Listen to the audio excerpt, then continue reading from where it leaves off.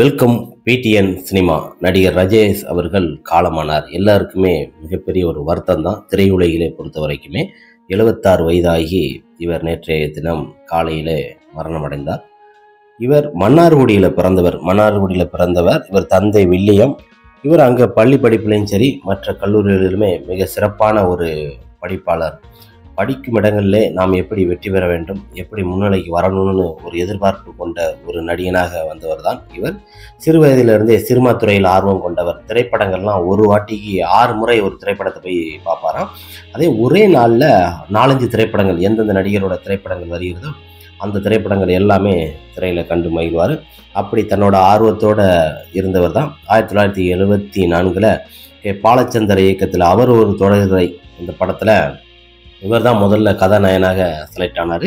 Select ஆன உடனே இவரை பொறுத்த வரைக்கும் அந்த படத்தில் சில காரணங்களால் அவரை ஒதுக்கின உடனே அந்த படத்துலையும் இவரால் நடிக்க முடியலை சில காரணங்களால். அதில் சில இடங்களில் திரும்ப நடித்தார். அந்த கமல் பாடின பாட்டு மிக அருமையான அந்த பாட்டில் இவர் தான் இப்போ பிரபலமாக ஆகியிருப்பார். இருந்தாலும் அவர் சில காரணங்களால் ஒதுக்கப்பட்டு அதிலிருந்து மாறி பார்த்தீங்கன்னா கன்னி பருவத்தில், அந்த கன்னி பருவம் திரைப்படத்திற்கு முதல்ல காணவரே விஜயகாந்த் தான். விஜயகாந்த் அந்த படத்தில் நடிக்கிறதுக்கு போயிருக்காரு. ஐயோ அதுக்கு இவர் செட் ஆக மாட்டார்னு சொல்லி அந்த கன்னி பருவ திரைப்படத்தில் இவர் நடிக்கிறாரு. ராஜேஷ் விஜயகாந்த் போனதுனால இவர் நடிக்கிறாரு. கொஞ்சம் முந்திக்கிட்டார் இவர் விஜயகாந்துக்கு முன்னாடி. விஜயகாந்த் தான் கன்னி பருவத்தில் நடிச்சிருக்கணும். அந்த கன்னி பருவத்தில் இவர் நடிக்கிறாரு. அந்த திரைப்படமும் மிகப்பெரிய ஒரு ஹிட்டு. அச்சமில்லையே, இதை மாதிரி நிறைய திரைப்படங்கள் இவர் நடித்து ஹிட்டான உடனே தன்னோட கர்வம் என்னன்னா, இவருக்கு தான் சிவாஜி அளவுக்கு நான் பேர் போடும் அளவுக்கு மிக ஒரு பிரபலமாக வருவேன்னு சொல்லி ஒரு கௌரவமாக ஒரு பேட்டியிலே இவரே ராஜேஷே சொல்லியிருக்கிறாரு. எப்படின்னா, நான் அடுத்த ஜிவாஜி நான் தான் அப்படிங்கிற அளவுக்கு அந்த பேச்செல்லாம் வந்திருக்கப்படாதுன்னு சொல்லி இடையில இப்போ ரீசெண்டாக அப்படிலாம் நான் பேச ஆரம்பித்தேன். அந்த கர்வம் என்னைக்கும் வாழ்க்கையில் வரப்படாதுன்னு ஒரு தத்துவத்தை சொல்லியிருக்காரு. இவரை பொறுத்த வரைக்கும் எழுத்தாளர், பேச்சாளர் மற்றும் மேடை பேச்சாளர், நல்ல புத்தகங்கள் படிக்கிறவர், ஒரு ஆசிரியர். இவர் பொதுவாக முதல்ல ஒரு ஆசிரியர் போல தான் இவர் ஒரு நடிகன் என்ற ஒரு முழு திறமைக்கு உள்ள வந்தவர். பல திரைப்படங்களில் நடிப்பார். இவரை பொறுத்த வரைக்குமே பக்கா திமுக தான். ஆனால் இருந்தாலும் புரட்சி தலைவர் எம்ஜிஆர் அவர்களே தன்னோட தங்கை கல்யாணமாக இருக்கட்டும், மற்றபடி தன்னோட ஃபங்க்ஷனு எதாக இருந்தாலுமே புரட்சி தலைவர் எம்ஜிஆர் மற்றும் ஜெயலலிதா அம்மையார் எல்லாருமே வரவேற்பார். அது மாதிரி கலைஞர், ஸ்டாலின் மீது எல்லார் மீதும் ஒரு அன்பு கொண்ட ஒரு நடிகன். இவரை போல ஒரு திறமையான ஒரு நடிகனை நம்ம பார்க்க முடியாங்க சினிமாவில். இன்னும் இவரை நல்லா பயன்படுத்தி இருக்கலாம். ஒரு அப்பா கேரக்டராக இருக்கட்டும், மற்றபடி ஒவ்வொரு படத்திற்கு ஏற்றால் போல அந்த பாடல் எப்படியெல்லாம் வருது, அதோட உள்நோக்கு பார்வை, உட்கரு எப்படி இருக்குன்னு உற்று நோக்கக்கூடிய ஒரு நல்ல சிறந்த நடிகர் தான் நடிகர் ராஜேஷ் அவர்கள். அவரை பொறுத்த வரைக்குமே கிறிஸ்துவ மதத்தில் இருந்தாலும் ஜோதிடங்களை மிக அருமையாக பார்க்கக்கூடியவர். இவர்கிட்ட பல நடிகர்கள், பல பேர்கள் இவரை பார்த்து ஜோசியம் பார்த்து இன்னைக்கு நல்லா இருக்கிறாங்க. குறிப்பாக விஜயகாந்த், இவங்க எல்லா நடிகர்களுக்குமே ஜோசியம் பார்த்து இவர் இப்படி வருவார், இப்படி தான் இருப்பார் அப்படின்னு ஒரு பார்க்கக்கூடியவர். நல்ல நுண்ணுயிராக யோசிக்கக்கூடியவர். ஒரு விஷயத்தை கூர்ந்து இந்த விஷயங்கள் இப்படி தான் பண்ணணும், இப்படி தான் இருக்கும் என்கிற அளவுக்கு மிக சிறப்பான சில விஷயங்களை கூறக்கூடியவர்.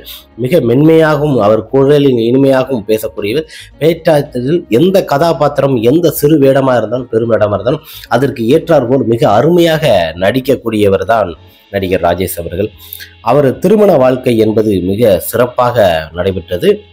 அவரோட மனைவியை பொறுத்த வரைக்குமே மிக அருமையான ஒரு நல்ல குணம் படைத்தவர். சினிமா துறையை பொறுத்த வரைக்குமே நடிகனுக்கு எவன்டா பொண்ணு கொடுப்பான் அப்படிங்கிற ஒரு காலகட்டங்கள் இருக்கும்போது பார்த்தீங்கன்னா, தன்னோட மனைவி என்னை திருமணம் பண்ணதற்கு ஒத்துக்கிட்டது மிகப்பெரிய ஒரு சந்தோஷம், என்னோட மனைவி கிடைத்தது எனக்கு மிகப்பெரிய ஒரு வரப்பிரசாதம் என்று பல மேடையிலையும் பல விஷயத்திலையும் தன்னோட மனைவியை மிக அருமையாக பேசுவார்.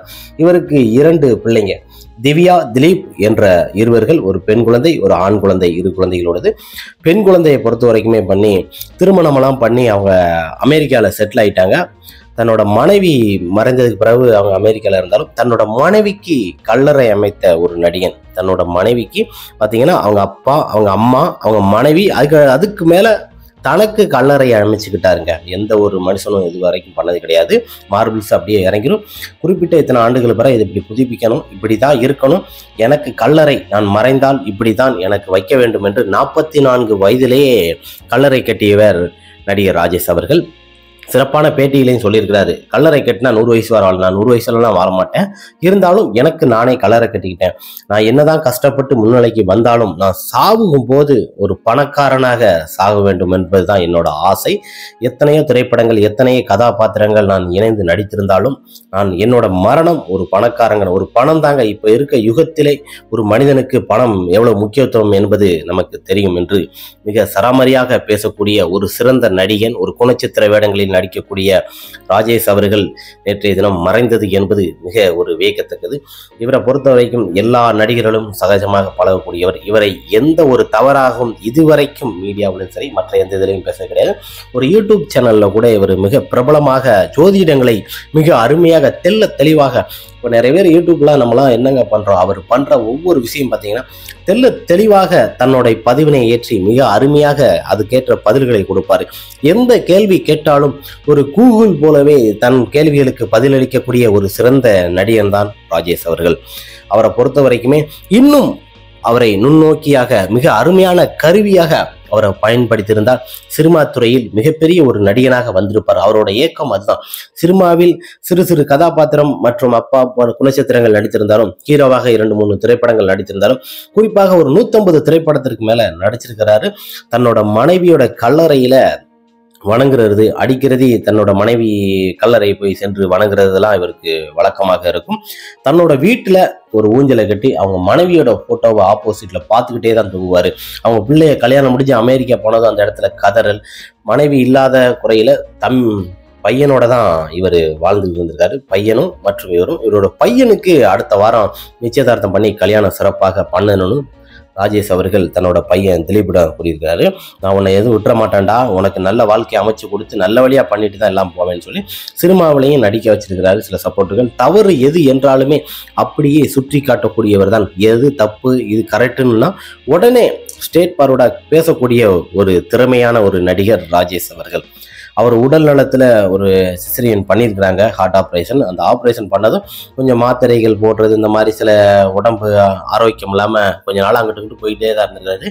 நேற்றைய தினம் என்பது அதிகாலை 5 மணியில் ரேசன் நெஞ்சில் ஒரு மாதிரி வலிக்குன்னு சொன்னோடனே, இல்லைப்பா பார்த்து கொடுத்தேன் அப்படின்னோடனே ஹாஸ்பிட்டலுக்கு கூப்பிட ஆம்புலன்ஸ் வரும்போது பார்த்தீங்கன்னா அவர் வீட்டில் இருந்து வரும்போதே அப்படி இறங்கும் போதே அவர் உயிர் தன்னை விட்டு பிரிஞ்சிருச்சுங்க. ஒரு நடிகனாகவும் ஒரு குணச்சித்திரமாகவும் திரைத்துறை வாழ்க்கையிலே தன்னோட பையனுக்கு திருமணம் பண்ணாத ஒரு ஏக்கத்திலே அவர் மறைந்தது என்பது மிகப்பெரிய ஒரு வருத்தம் தான்.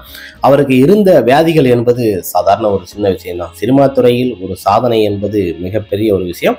ராஜேஷோட சாதனைகள் மிக ஒரு பிரபலமானது. ஒரு சினிமாவில் நீடித்து நிற்பது என்பது 76 வயசு. அவரை பார்க்கும்போது பார்த்தீங்கன்னா ஒரு 55 வயசு மாதிரி தான் இருக்கும். கையடிச்சு ஆள் பார்க்க மிக ஒரு மெடுக்கனாக இருக்கக்கூடிய நடிகர் தான் ராஜேஷ். தன் மனைவியை நினைத்து அதிகமாக வருத்தப்படுவார். அவர் மனைவி மறந்தவரும் வேற கல்யாணம் பண்ணியிருக்கலாம். தன் பிள்ளைகளுக்காகவே இத்தனை ஆண்டுகளும் வாழ்ந்து தன் பிள்ளைகளுக்காகவே எந்த ஒரு பேட்டியலாக இருந்தாலும் சரி, எந்த நியூஸ் எவ்வளவு பெரிய விஷயமா இருந்தாலும் கரெக்டாக பதிலளிக்கக்கூடிய ஒரு நுண்ணுக்கியாக வாழ்ந்தவர் தான் ராஜேஷ் அவர்கள். நேற்றைய தினம் பார்த்தீங்கன்னா அவர் அபாலகாரமாக மரணம் அடைந்தார். அவர் உடல் 2ஆம் தேதி அவங்க பொண்ணு வந்த பிறகுதான் அடக்கம் செய்யப்படும். ராமாபுரத்தில் தான் வச்சிருக்கிறாங்க. நடிகர் ராஜேஷ் திரையுலகின் வாழ்க்கை வரலாறுகளை, சில நுண்ணுயிர்களை நாம் தெரிந்து கொண்டோம். ஓகே, நெக்ஸ்ட் ஒரு வீடியோவில்